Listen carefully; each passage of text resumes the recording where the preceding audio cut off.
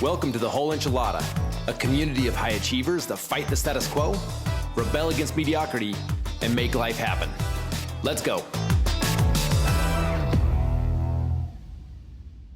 Hey, Enchilada Nation, really excited to connect today. I read a quote this morning that got me thinking. The quote is by Leonard Ravenhill, and it says, "The opportunity of a lifetime must be seized during the lifetime of the opportunity." I thought that was really interesting. The opportunity of a lifetime must be seized during the lifetime of the opportunity. The reason it kind of stuck out to me is I was thinking through constantly when I'm meeting with people, everyone is looking for their next opportunity. What is the opportunity of the moment? And what opportunities have presented themselves, and have I taken proper advantage of those opportunities? Or I hear people say, "Oh, I've missed that opportunity." Well, we forget that opportunities have a shelf life. An opportunity that shows up in the moment is an opportunity in that moment, but may or may not be an opportunity in the future. So what is it that it actually defines an opportunity, and how do we get better at identifying them? It's interesting that we live in a world where things are progressing so quickly, which as the world moves faster, I would say that the types of opportunity that are showing up and the windows of opportunities associated with them, the windows are a lot shorter, but the frequency of opportunities showing up are a lot more frequent. So it's good in a way that I think there are more opportunities now than there have ever been before, but the opportunities to seize on those opportunities is a little bit smaller window. So how do we position ourselves to be able to take advantage of more opportunities? I've got some ideas to share with you today as I've thought about this and journaled about it, and excited to hear some feedback from you if you're seeing the same thing out there. Let's start the conversation with what actually is an opportunity. What may be an opportunity for one person may not feel like an opportunity for somebody else. In the grand scheme of things, as I thought about this, an opportunity is defined by what is the current state of reality, and how does that current state of reality interact with your personal knowledge, your personal skill set, your availability to actually do something about it, and then your grit to actually stick with it. And not even just have the idea and do a little something about it, but have the grit to stick with it when it's hard. If opportunities were easy to seize, everybody would be doing it. If opportunities were obvious, everybody would be taking advantage of them.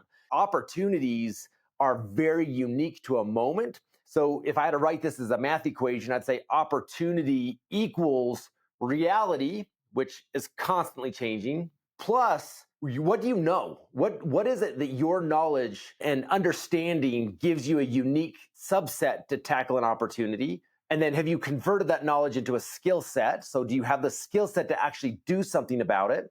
3 is availability. Like if you have the knowledge, you see the opportunity, you have the skill set to do it. But if you're so consumed in doing other things, tragically, if you're busy doing things of lesser importance, but they're time demanding, you've scheduled your world in a way that they demand your time that you can't take advantage of an opportunity. And then the last thing is, do you have thick enough skin to actually push through when things get tough?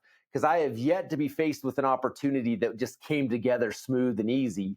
It's almost like you've got to break the rules of social norms and fight through people telling you, "Oh, don't do that, it's too risky," or "Why would you tackle that when you've got this other thing going for you?" or "Why would you say no to these other things that are fun to go spend time to work on this? Do you have the grit to do it?" Opportunity is unique to you, but reality is what reality is, but it's unique to you because it's where your personal knowledge, your skill set, your availability, your willingness to push through the grit interacts with that reality. So the truth is, you are living in some element of a sense of reality right now.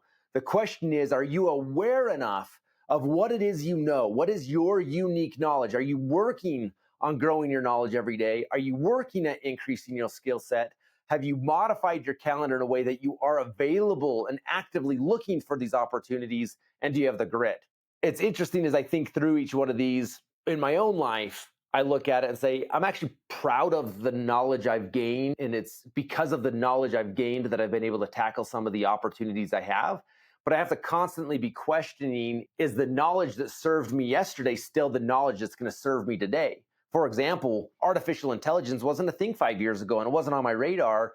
So I could tackle opportunities based on my knowledge and the reality of that time. The reality of today is I have to understand how to leverage AI, and some of the biggest opportunities in our economy and landscape right now have to do with AI. So if I don't have that knowledge, if I'm not hungry after that knowledge and seeking it right now, I may not be positioned to take advantage of the opportunity. I'm going to be like 99.9% of the world and implement AI behind the opportunity like everybody else. So personal knowledge, skill set. Am I actively working on converting knowledge to skill? A lot of you have heard me say that I like the principle of learning for doing sake and not learning for learning's sake. I think we live in a world where everybody has 1,000 podcasts and things on their phone. They like listening to books. They like reading books. They like reading the articles. They like watching YouTube, all the things to learn. But it does you no good to learn something if you're not going to do something about it. I'd rather learn less things and do something about it than learn more things just for the pure basis of saying, I know those things, or I've read that article, I've read that book. It's actually about converting it to a skill set. When I work on a skill, it becomes part of who I am. And then availability. This one is the biggest struggle, I think, for a lot of us as entrepreneurs, particularly where it takes more effort right now to yield the same results. But are you carving out time in your calendar? If in your mind you're saying, I actually want to take advantage of some new opportunities, or I want to expand upon my opportunities. Well, where in your calendar is there some free time or some predetermined time to actually be on the hunt for opportunities? If you're not looking for the opportunities and getting your eyes up from your current workload and saying, I am actively using this time to purposely look for opportunities, you will miss them. And the sad thing is you're not going to miss them because they're so far away from you. You're going to miss them because they're going to travel right in front of your face and pass by you. But because you're not purposely looking for them, you're going to miss those opportunities. So I would say the number one reason why people are missing opportunities is they don't know how to recognize them. And then if they do know how to recognize them, the other way people are missing the opportunities is they say, oh, wow, that would be a great opportunity. But one of these other things don't line up. They don't have the knowledge. They don't have the skill set. They don't have the availability. They don't have the grit to go chase it. Let's talk through a couple ways. And I will tell you this, there are so many, I don't want to say wolves in sheep clothing, but I would say fake players out there. I can't tell you how many times I get called or texted with the next big opportunity from somebody that is telling me it's the next big thing, or this is a big opportunity, or this is a massive investment opportunity. In fact, I got a couple today. I get them every day from people. I would say that 99.5% of the time that I get those texts, those calls, those emails, they're not really opportunities. Somebody is telling that person it's an opportunity. They don't know how to tackle it, so they're throwing it onto somebody else of like, hey, here's an opportunity. Well, why is it an opportunity? You can't even explain to me why it's an opportunity, except that somebody else told you it's a good opportunity. So here's a couple ideas on how to better be prepared for an opportunity when it shows up. Because it's one thing to be able to recognize it. The next thing is, how are you prepared to act on it? So the first thing I would say is you need to get clarity on what are you really trying to accomplish? Is the opportunity that is actually taking your time and energy right now the best opportunity for you? Or are you kind of in a moment where you've tackled that opportunity and it feels hard and has some friction and it needs to be changed and it doesn't seem fun right now? So you're actually just looking for another opportunity because the current opportunity doesn't feel fun in the moment, which comes back to the grit piece. I would take a step back for a minute and say, where am I going? What am I really trying to accomplish? This has been an interesting conversation for myself. Here I am at 45. I would say that what I would have perceived as an opportunity in my 20s doesn't necessarily feel like an opportunity in my 40s. I needed somebody to take a chance on me. I was willing to work harder and more hours and go harder than anybody else in my 20s and 30s. Well, at 45, yeah, I've still got an incredible work ethic and I still got more grit than most people I know, but I want to apply that differently because my time, I've earned the right to protect some of my time for other things like family and travel and fitness and some of those things that are fun for me. That's an opportunity in itself with a different return. But take a step back and say, what season of my life am I in and where am I really trying to go? Because any opportunity that comes at you to look at, the first question you need to be asking is, if this really is an opportunity, and I'm not saying it is or it isn't, but say that it was, the very first question I should be asking is, does it get me closer to where I want to be going? Does this actually become a building block into my personal mission vision of what I'm trying to accomplish in life?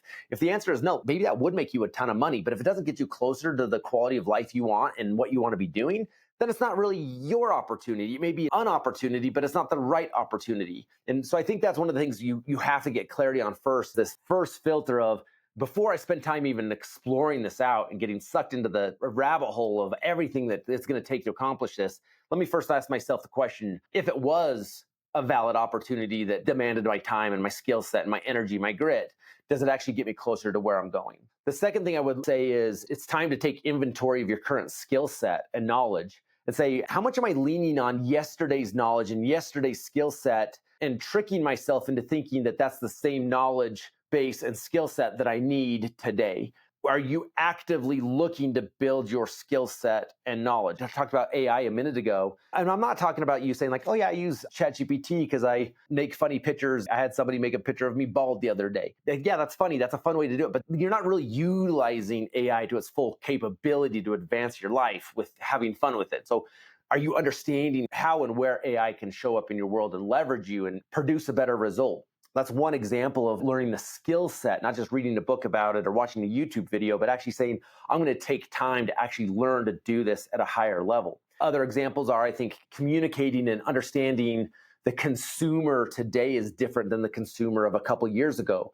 The consumer's buying and thinking patterns and decision-making patterns are much different today than they were a couple of years ago. Are you studying that? Are you understanding that? Are you learning how to communicate value differently and show up for people differently? And then critical thinking skills. I think critical thinking, not just thinking, is important. Because like I said a minute ago, the rate at which problems are showing up or opportunities are showing up in your world is you've got to be able to quickly, systematically, critically think through that opportunity, that concern, that problem, and get to a result quickly. Because if you don't, the amount of time you spend on that issue, there's other issues either stacking up or other opportunities are passing you by if you're not systematically, critically thinking through issues, problems, opportunities, and be able to come to a decision quickly.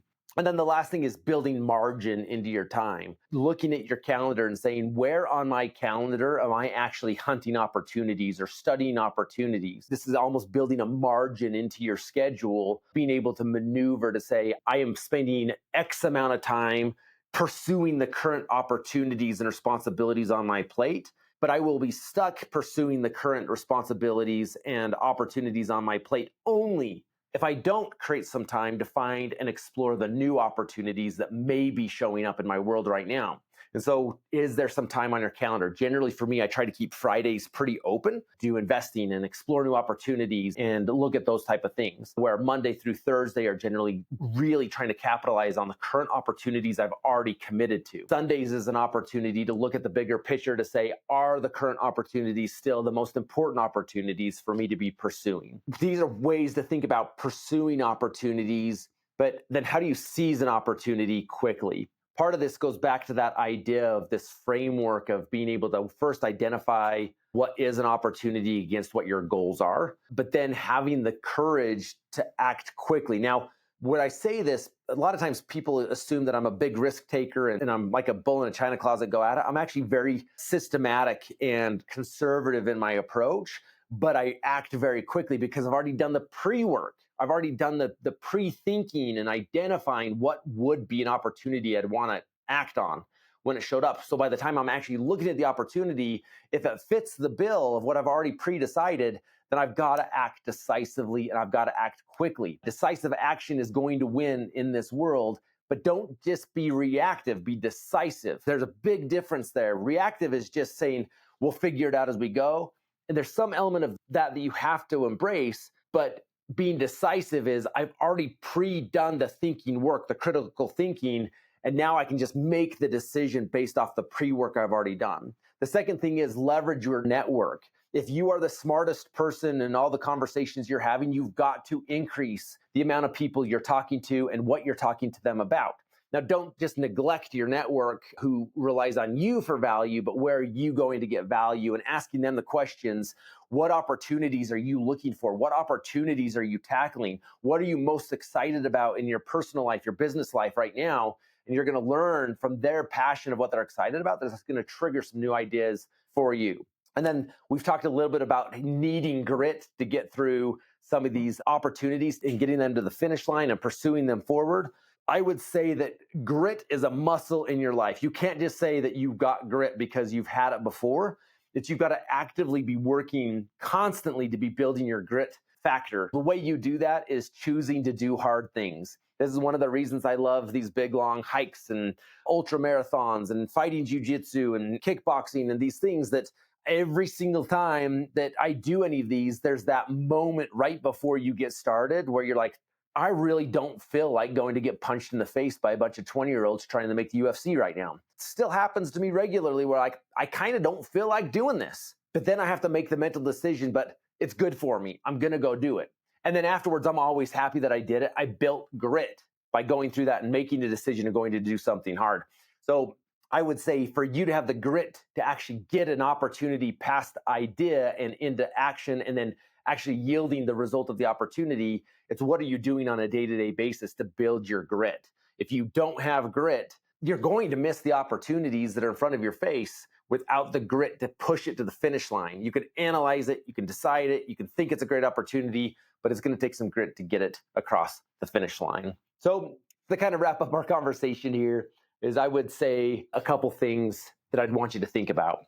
Number one is today you woke up and you pursued some element of what is or was an opportunity. I'd encourage you first to say, what is the opportunity I'm currently working on? Take a step back, look at what you want to accomplish and say, is this still an opportunity that serves me? And how do I get re-excited about this opportunity? And to be clear, getting excited about it doesn't mean it's easy. It's probably you're getting a little disenamored with some of the little tasks and projects in front of you because you have to reinvent what you're doing. It's not yielding the result it was yesterday. That's okay. This is where you pull on your grit bucket and say, I'm going to push through this, systematize it, get this moving forward, and then I'm going to create some space to find those next opportunities. So take a step back, look at the bigger picture. Number two, look at your current opportunities. How do you best capitalize on those opportunities and or make the decision if that opportunity no longer serves you and pull it off your plate? And then pull your head up and look around and say, what is the current state of reality in my world? That's looking at your personal economic situation. It's looking at your personal network. It's looking at all those different things. And then on a more of a macro scale is what is going on in the economy? What do I believe is going to be happening? What is going to be happening in the economy based on the new tariffs and importing and exporting? What do I think is going to be happening based on interest rates where they're at or where they could be going? Like start forecasting what you believe is going to be happening and saying, if that happens, then what would be the opportunity? But we got to stop asking ourselves the question from an opportunity standpoint of what's hot right now in this moment, because by the time you're seeing it in the news that this is the next big opportunity, that means somebody else has already capitalized on that opportunity. The great Wayne Gretzky, we've all heard the quote of him saying, you've got to learn to skate where the puck is going, where it's going to be, not where it currently is, or else you're going to miss the opportunity. So take the time, increase your knowledge set, start talking to people and leaning on people that are thinking bigger and constantly studying it so you can be where the puck is going to be, take advantage of the opportunity. But this is the beautiful news, as there is a myriad of opportunities to be taken advantage of. There is no lack of opportunity. What is lacking is people setting themselves up to take advantage of the opportunities. I think there's going to be a big differentiator over the next couple of years of the people that set up their world in their skill set in a way to be able to identify and capitalize on our opportunities versus the people that are waiting for everybody else to take advantage of the opportunities and they become a byproduct or a customer of those opportunities. So here's my invitation. Take a moment in your world, look at what opportunities you're pursuing, and just know the opportunities have a shelf life. The opportunity of a lifetime must be seized during the lifetime of the opportunity. So what's your opportunity of lifetime? Is it within reach right now, and are you set up in a way to take advantage of it? Don't forget, my friends, go live life on your terms.